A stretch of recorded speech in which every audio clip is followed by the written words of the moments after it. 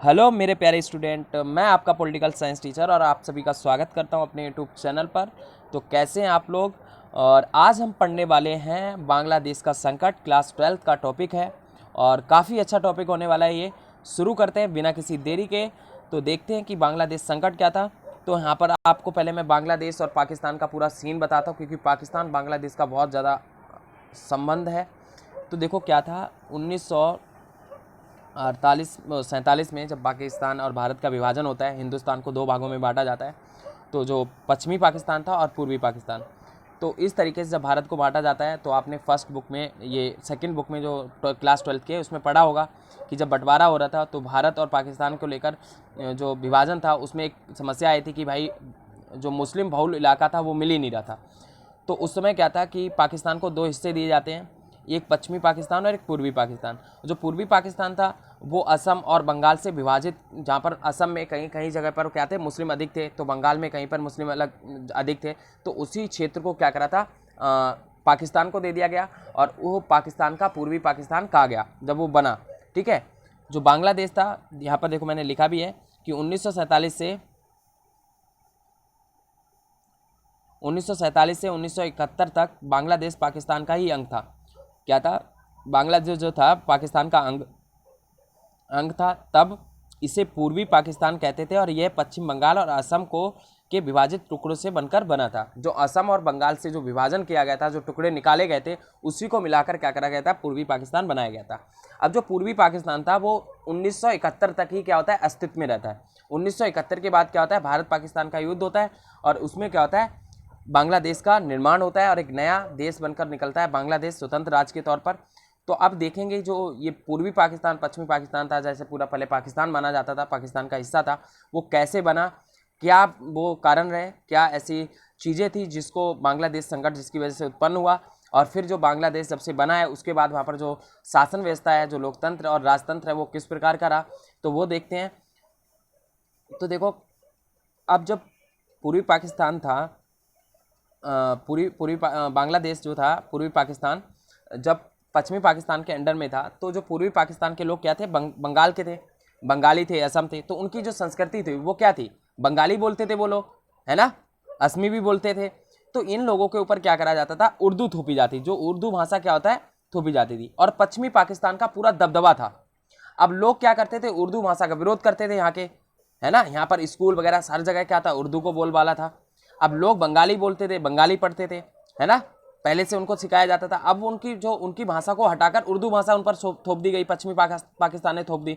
अब क्या होता है, पश्चिमी पाकिस्तान में शामिल होने के बाद से ही इस क्षेत्र के लोगों को भाषाई संस्कृति और बंगाली भाषा और रीति रिवाजों के किए जा रहे दुर्व्यवहार के खिलाफ आवाज़ उठाते रहे।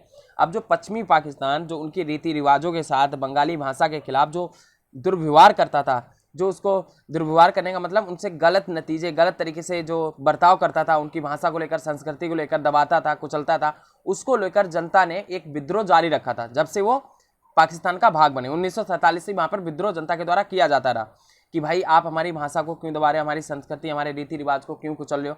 तो इसको लेकर वहाँ पर जनता विद्रोह करती रहती थी। अब इस क्षेत्र की जनता ने प्रशासन में अपने न्यायोचित प्रतिनिधित्व और राजनीतिक सत्ता में समुचित भागीदारी की भी बात की। अब क्या था, पश्चिमी पाकिस्तान के जो नेता होते थे, शासक होते थे, वो क्या करते थे, पूरा दबदबा स्थापित करते थे, अपना नियंत्रण, बोलते ना नियंत्रण, कंट्रोल पूरी तरीके से पश्चिमी पाकिस्तान का पूर्वी पाकिस्तान पर होता था। अब पूर्वी पाकिस्तान की जो जनता थी, बांग्लादेश जो कहते हैं आज, उनकी जनता, जो वहाँ की जनता थी, वो कहती थी कि हमें एक न्यायोचित प्रतिनिधित्व दिया जाए, हमें सही तरीके से, न्याय संगत तरीके से प्रतिनिधित्व दिया जाए। किसमें, हमारी राजनीतिक व्यवस्था में, जो राजनीति आप यहाँ पर चलती है, जो राजनीति, जो प्रशासन है, वहाँ पर हमें क्या करा जाए, प्रतिनिधित्व दिया जाए और हमारी भागीदारी भी सुनिश्चित की जाए, हमें समुचित भागीदारी दी जाए, बराबर की भागीदारी दी जाए। और बल्कि यहाँ पर क्या था, पश्चिमी पाकिस्तान का पूरा दबदबा था, राजनीतिक व्यवस्था उन्हीं के हाथ में थी, वहाँ के शासक अपने नियम, सारी चीज़ें उन पर लागू करते थे, थोप देते थे, ना उनकी राय पूछते थे। अब ये कारण क्या होते हैं, प्रमुख रहते हैं बांग्लादेश, मतलब बांग्लादेश संकट के। और इसी के कारण क्या होता है, पश्चिमी पाकिस्तान था उसके खिलाफ क्या होता है, एक जन विद्रोह खड़ा हो जाता है। पूर्वी पाकिस्तान में लोग क्या होते हैं, अपनी संस्कृति, अपने रीति रिवाज, अपनी भाषा को लेकर वहां पर विद्रोह कर देते हैं। अब पश्चिमी पाकिस्तान के प्रभुत्व के खिलाफ जन संघर्ष का नेतृत्व शेख मुजीबुर रहमान ने किया।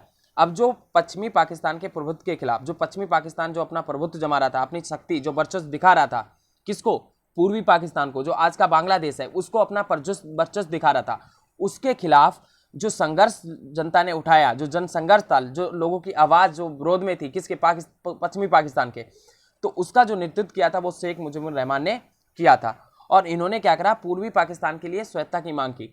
अब इन्होंने क्या करा कि भाई ये कहा कि जो पूर्वी पाकिस्तान है उसको अलग कर दिया जाए, उसको एक स्वतंत्र राष्ट्र बनाया जाए, ठीक है। और इसी दौरान क्या होता है, 1970 में यहाँ पर चुनाव किए जाते हैं। तो शेख मुजीबुर रहमान की जो पार्टी होती है अवामी लीग, उस पार्टी को क्या होता है, पूर्ण बहुमत मिलता है वहाँ की संविधान सभा में, जो वहाँ की संविधान सभा कहते हैं, जो संसद होती है, वहाँ पे पूर्ण बहुमत मिलता है।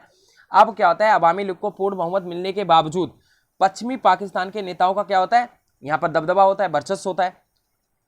वो क्या करते हैं, वहाँ की संविधान सभा में अपना प्रभुत्व जमाते हैं, अवामी लीग को, शेख मुजीबुर रहमान को वहाँ का शासक बनने से रोकते हैं, उनकी पार्टी को वहाँ का शासन चलाने से, राजनीतिक सत्ता पर अपना शासन कायम करने से क्या करते हैं, वो रोकते हैं। इसी वजह से क्या होता है, शेख मुजीबुर रहमान जो होते हैं वो क्या करते हैं, संसद को, सभा को कभी बुलाते ही नहीं है। वो कहते हैं हम नहीं बुला रहे, क्योंकि वो जीते थे। अब वो कहते हैं हम नहीं बुलाने वाले हैं, क्योंकि पश्चिमी पाकिस्तान के नेता वहाँ पर अपना वर्चस्व दिखा रहे थे।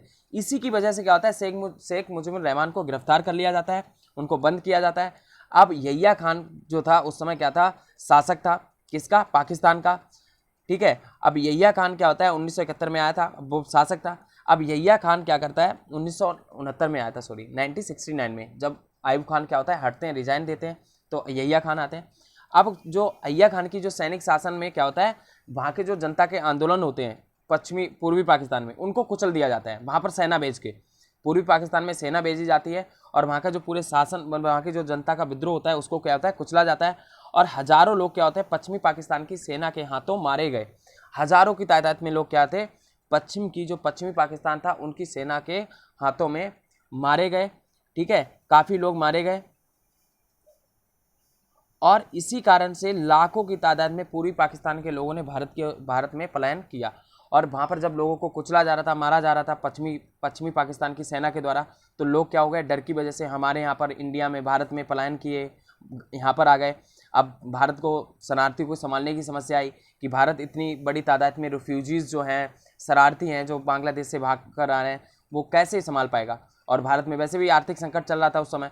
तो क्या होता है, अब भारत सरकार ने क्या करा, पूर्वी पाकिस्तान की आज़ादी की मांग का समर्थन किया कि भाई वो इंडिया का होता है, पूर्वी पाकिस्तान के सपोर्ट में आता है और पूर्वी पाकिस्तान की स्वायत्तता की मांग को समर्थन देता है।